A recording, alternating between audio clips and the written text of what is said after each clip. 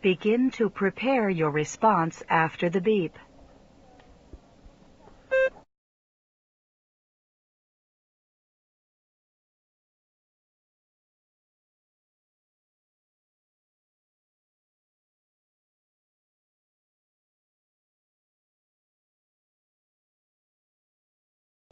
Begin speaking after the beep.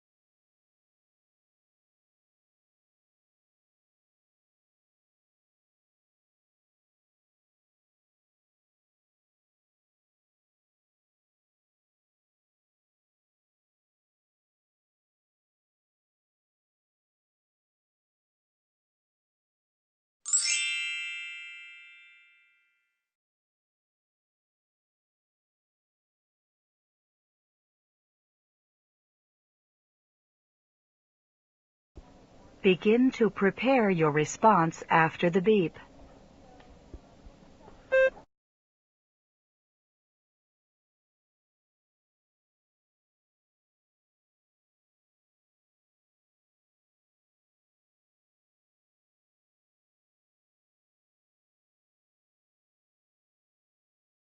Begin speaking after the beep.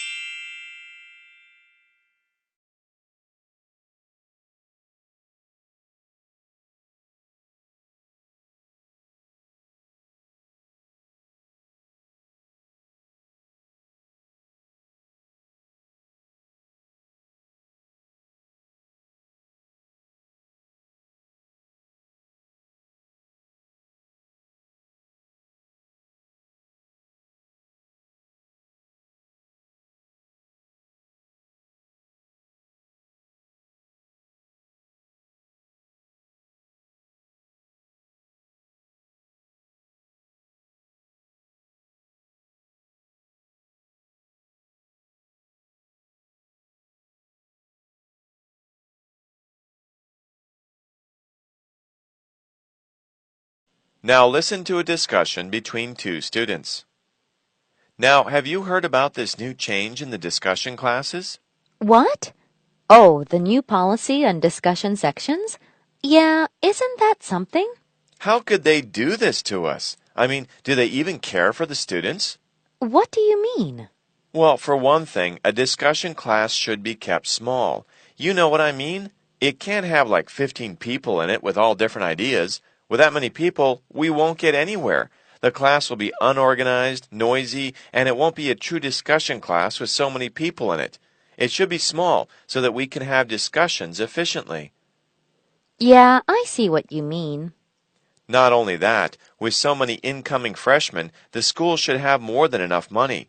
So with the money, they should hire more professors, to have more discussion classes so we can keep the number of students to 8 per class. Why are they saying they don't have money? I mean, isn't it obvious with the increased enrollment that the school's earning something? This just doesn't make sense. I understand where you're coming from. Yeah, I've seen many new students here and there, but never thought about that. Good point. The man expresses his opinion about the school's decision. State his opinion and explain the reasons he gives for holding that opinion. Begin to prepare your response after the beep.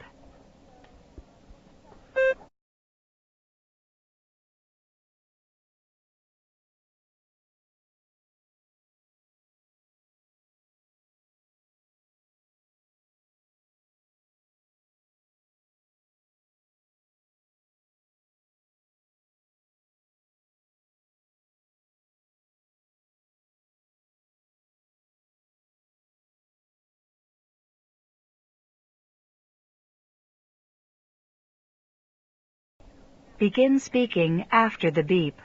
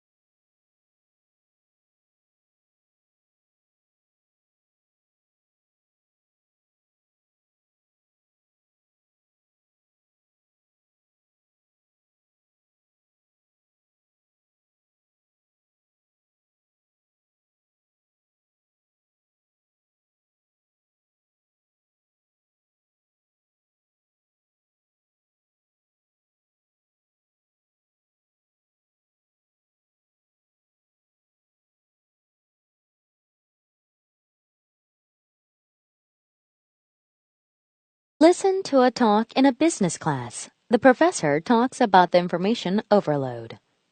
You all agree that we live in a globalized world and that there's too much information around us, right? Well, so I'd like to talk to you about two ways to deal with a problem that can arise because of information overload. One way is to just being selective. That's right. You can be selective in getting the information you need. For example, let's say a woman running her business needed to hire an employee. So, she put an ad on the paper looking for her employee, but the problem was there were too many applicants sending in their resumes. And there were too much information for her to absorb in each resume. So she just selectively chose one specific area in each resume. That's right, the work experience. This way, she was able to manage all the resumes and picked an employee that she liked based on his or her work experience. There's easier way to deal with this problem. That's to just ignore the whole thing. That sounds a bit funny, but it actually works. I know a guy who deals with the overloading information perfectly. He gets over hundreds of emails every day, mostly junk mails, and the only way he could deal with this problem, and he does it without any hesitation, is to ignore all his emails. See how easy this sounds? So why don't you all try this sometime? I know I will. The professor talks about the concept of information overload. Using examples and details from the lecture, explain the two ways to deal with the information overload. Begin to prepare your response after the beep.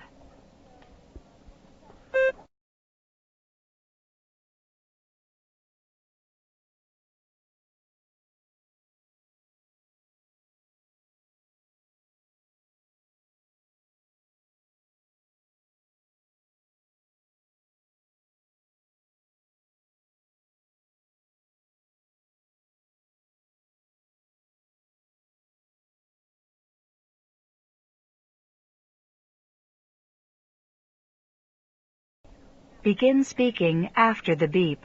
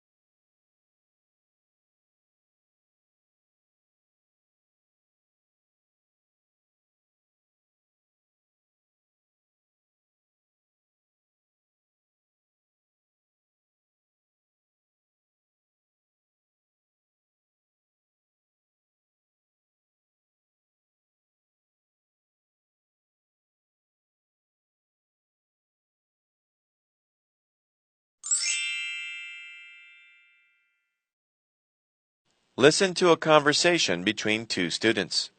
What's the problem, Matt? You look worried. Do I? Yep, I have a problem. Well, what is it? You know that I have a job interview today, right? Yeah, what about it? I stayed over at my parents' place last night, but I forgot to bring my suit today, and the interview's in an hour.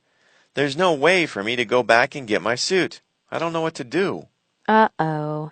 I see your problem. You know what? Just borrow your roommate's suit for a day. I'm sure he has a nice-looking suit. Yeah, I thought about it too, but he is much taller than me, and it would look very stupid me wearing his big suit. And just imagine, me in a big suit. That will surely give a bad first impression. Well, what are you going to do then? Well, I was saving some money to buy a new bicycle. I actually saved $200, so I can just go get a new suit. But then I won't be able to buy the bicycle. I really want to have that bicycle, you know? Well, you have to give up one thing to get another, and your interview's in an hour, right? You have a serious case to solve. Tell me about it. The speakers discuss two possible solutions to the man's problem. Briefly summarize the problem, then state which solution you recommend and explain why. Begin to prepare your response after the beep.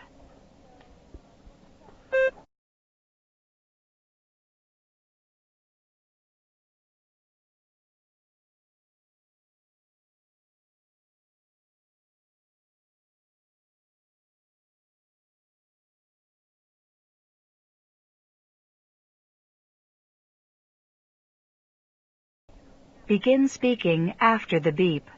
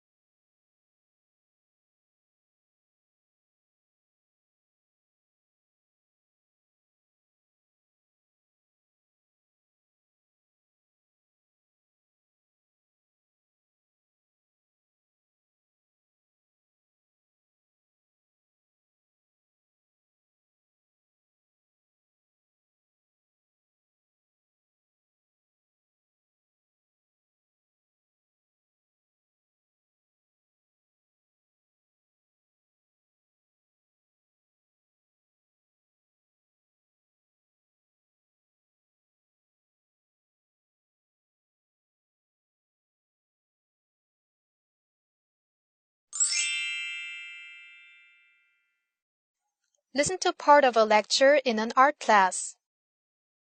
There was a great improvement in creating artworks during the Renaissance period. The artists were able to produce artworks that were more detailed and realistic than in any other periods. This improvement was mainly possible because artists at that time started to use things that previous artists never thought of. First, they started using tools like mirrors. They put a mirror behind a see-through paper and placed an object, such as a ball full of fruits. So the object had its reflection on the mirror. They basically traced the mirror image of the ball. So they were able to paint things in detail and the artworks had photographic realism into it. The change in medium, like the development of oil paints, helped them to have realism in the paintings. Because the oil paints relatively took a long time to dry off than water paints, the artists had more time to work on the details in the painting. They had more time to draw in every detail until it looked realistic. Using points and examples from the talk, explain 2 ways that enabled artists to paint their works realistically during the Renaissance period. Begin to prepare your response after the beep.